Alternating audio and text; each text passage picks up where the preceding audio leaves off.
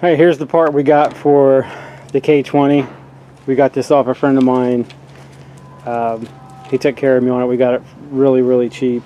It's a Dana 60 Kingpin out of a 79 Chevy K30 dually. Got the Bud wheels or whatever they're called on it. It's complete front end. Not sure what the gear ratio is yet, but on her truck it's got 411s, and we're giving it a good scrub down. We finally got the one leaf out of the way and the sway bar, and we pull the other one, try to get the tires off of it, see what we're dealing with, and it's coming pretty clean.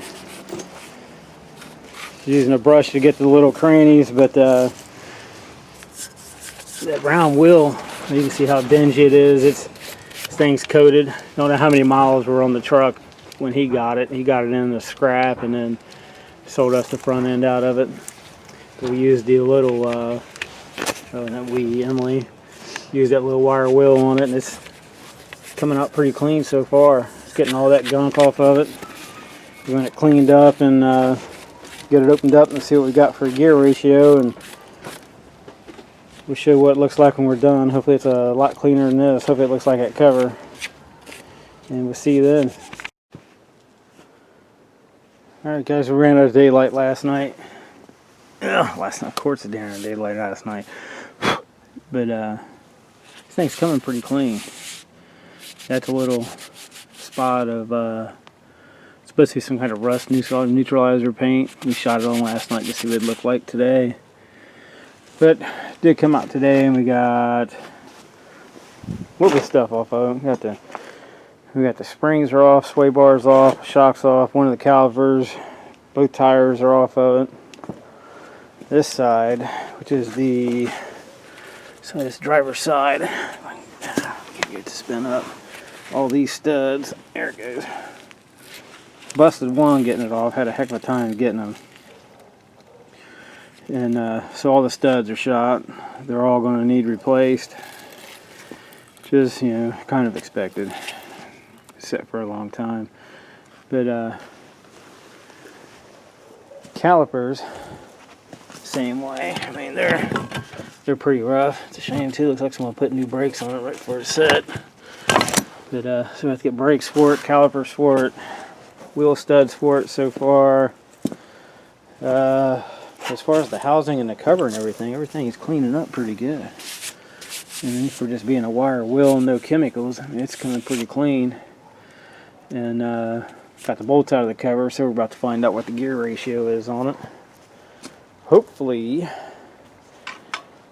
it's going to be something close to what we have. I hate to have to change this. I'm pretty sure this truck has 411s. So hopefully we can get something a little relatively close to that. And I hate to have to pay a fortune for a gear swap, but we'll see what we got in this dude. Actually, it'd be kind of nice if it had like at least 456s in it. We can just pick up a rear end somewhere cheap. If you find them in a junkyard, they're getting a little harder to find for us, but for the older model like this anyway. Newer models you can find all day long, but these older ones, getting a little scarce.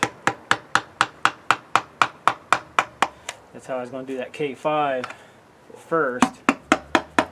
Just go get a whole nother rear end housing for it, but I was saying the closest one I could find was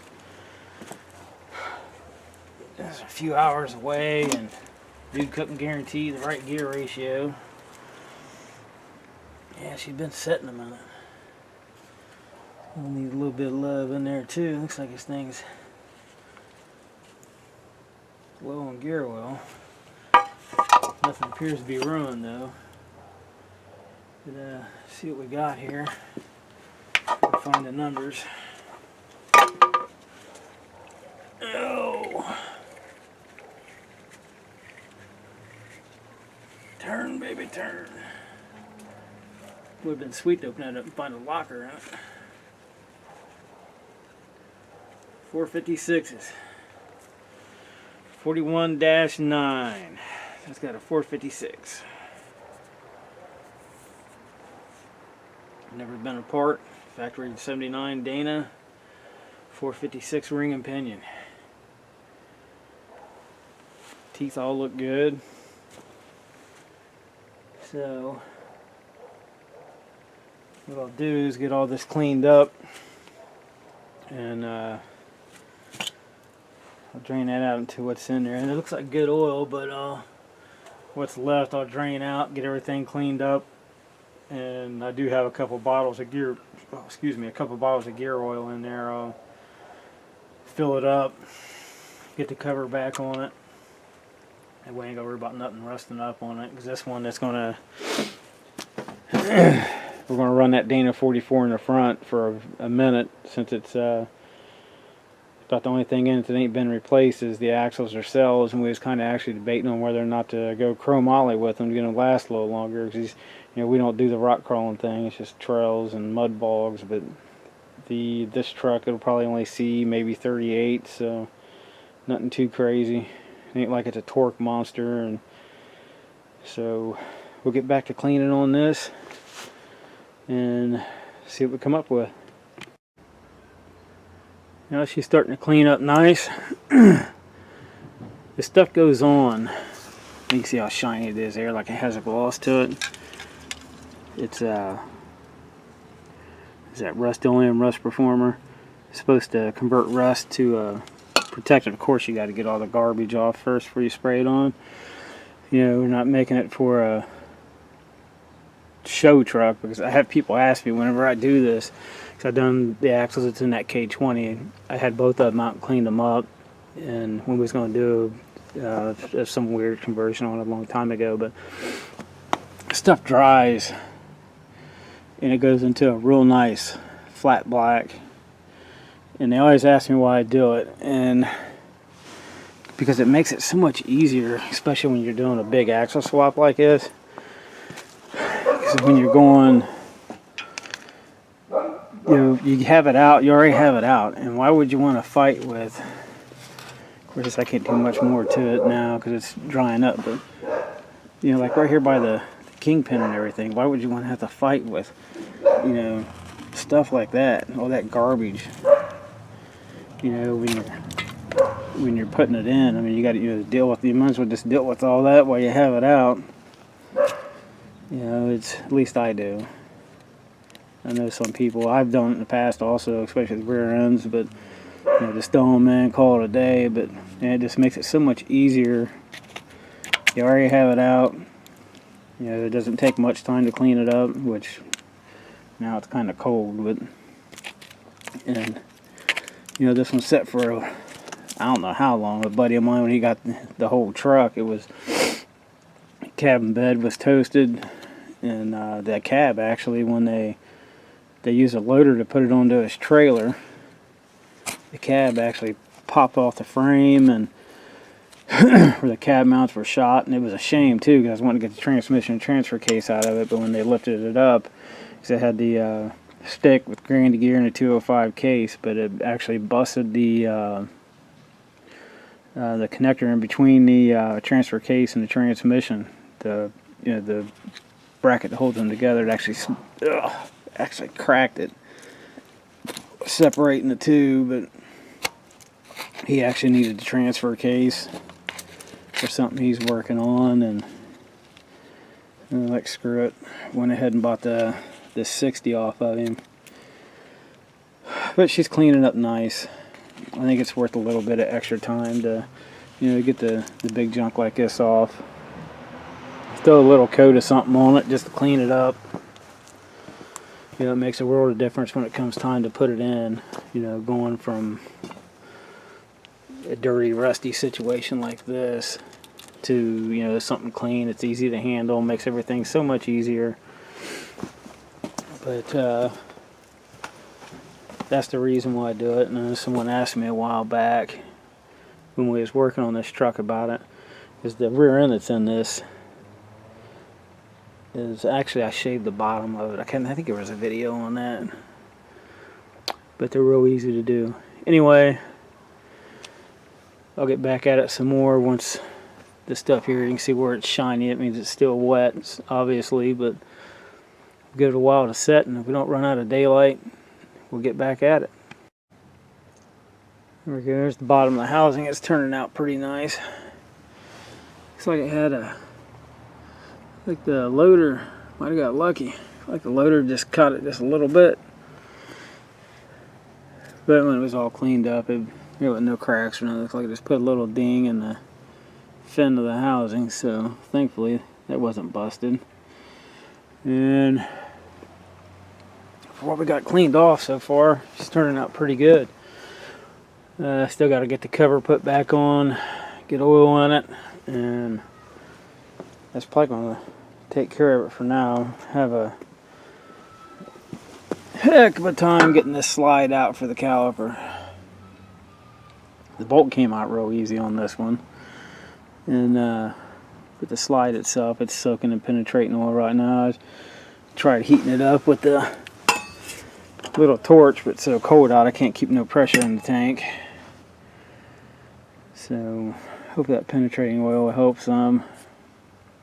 And so we gotta get it apart so we can get, get all the get the hubs, everything off, get the backing plates cleaned up, check the axles out, get the rest of the tubing cleaned.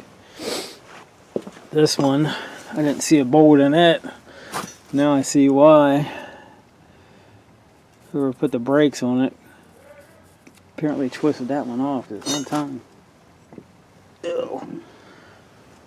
And these brakes are pretty thick. The other one's still silver, so it's apparently they just put new brakes on it.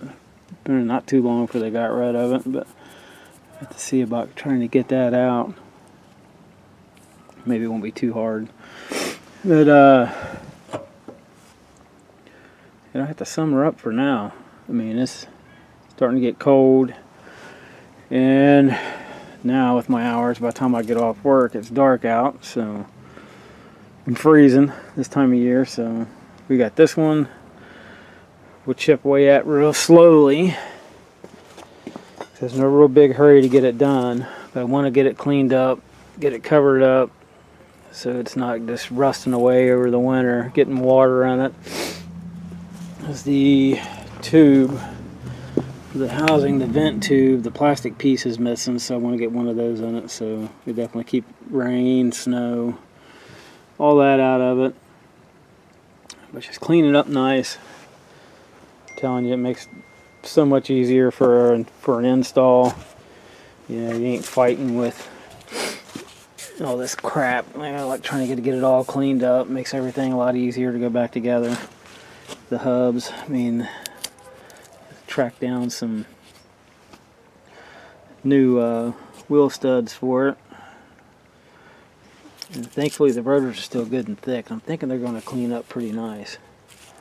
Just got to get it all apart. I want to get these all cleaned up, put them down in the basement, and keep them out of the weather. If we can get this other caliper off, that is. The calipers are definitely shot.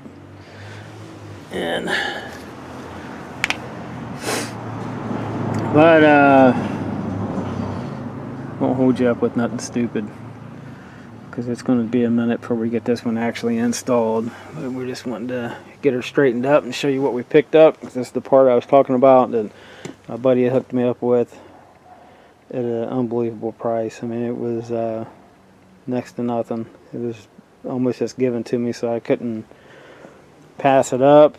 So it was part money for the K5, but I couldn't pass it up for the price.